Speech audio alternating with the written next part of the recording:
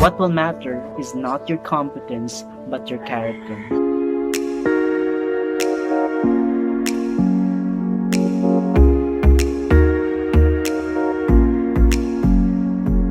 Halina't sa Usaping Adbokasiya.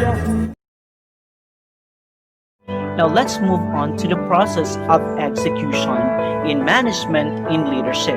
Now, in the management, it is about controlling and problem solving. Now, in leadership, it is about motivating and inspiring. Now, yung process of execution talks about the implementation process. Now, in the management side, yung galaw ng mga miyembro, kontrolado.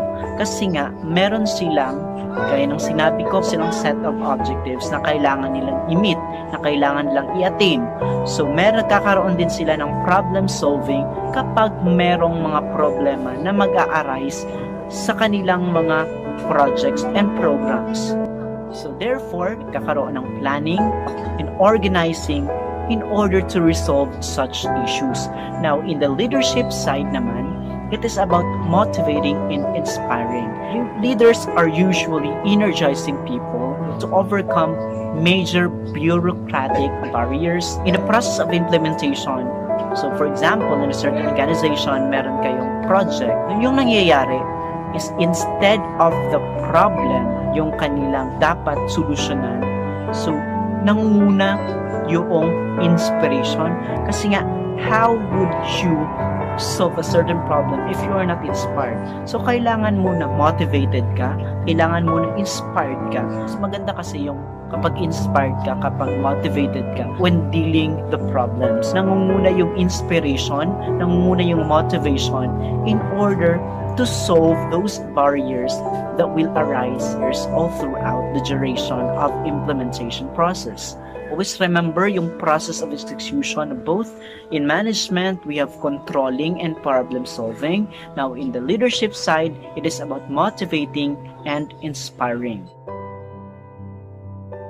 Now, let's talk about outcomes, resulta.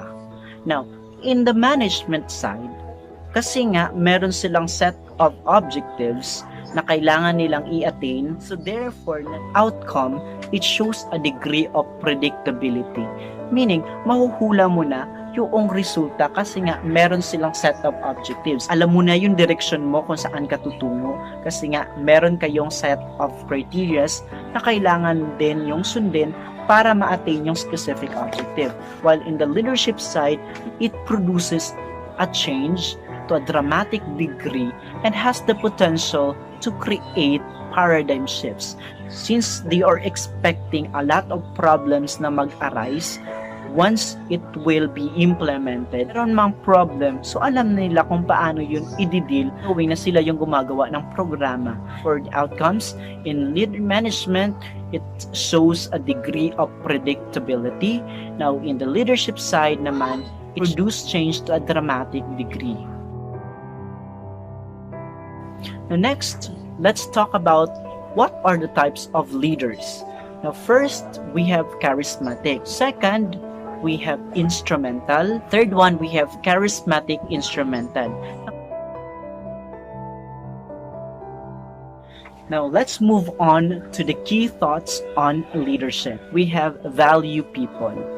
You cannot do your job and attain your goals without others. Kaya sinasabi nila, no man is an island. Kasi nga, nabubuhay tayo sa mundong ginagalawa ng may kasama. Bata pa lamang tayo, nandiyan na yung ating mga magulang na nag-aaruga sa atin because kailangan meron tayong support system. So, nagkakaroon ng mas magandang output if ever marami yung nasa grupo. Next one, we have avoid positional thinking. Now, leadership has nothing to do with your position or title. It has everything to do with your influence. Kaya nga nang sinabi ng one of my friends, what matters most is what you have done to our company. Hindi ibig sabihin na you are a president, hindi ibig sabihin na nasa mataas ka na posisyon, kaya mo nang gawin lahat, kaya mo nang kontrolin lahat ng magalaw ng members mo. No. You have to avoid positional thinking. Yung perception ng isang leaders are not on the positional side. It is about to inspire other people. Hindi lang naman yung mga presidente, hindi lang naman yung vice president, an organization, sabi natin na leaders, we can also be leaders for as long as we inspire other people through what we have done. Communicate regularly. Remember, an organization with no intergroup communication is practically dead.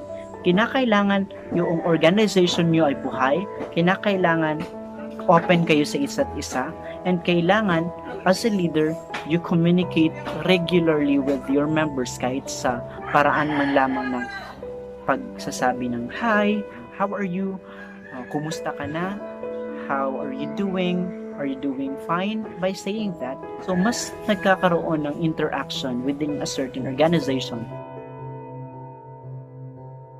For the management aspect, to be responsible. Maging responsable ka sa anong task na ibibigay sa'yo and kailangan mong i-accomplish in a given time in order to meet a specific output. You are responsible of your tasks. Kailangan ginagawa mo ng buong puso, hindi lang because you are being paid. Hindi ibig sabihin na binibigyan ka ng sahod, hindi mo na ginagawa yung work mo. No. Kailangan in the management side, you are responsible. Kung ano yung task na binibigay sa'yo, gawin mo. Next, we have be accountable. It talks about the standard by which the manager and supervisor is measured when he carries out his responsibilities. And always remember that we are accountable of our action. Now, in a certain organization, if you are the head of that organization, then you're accountable of any problems that will occur.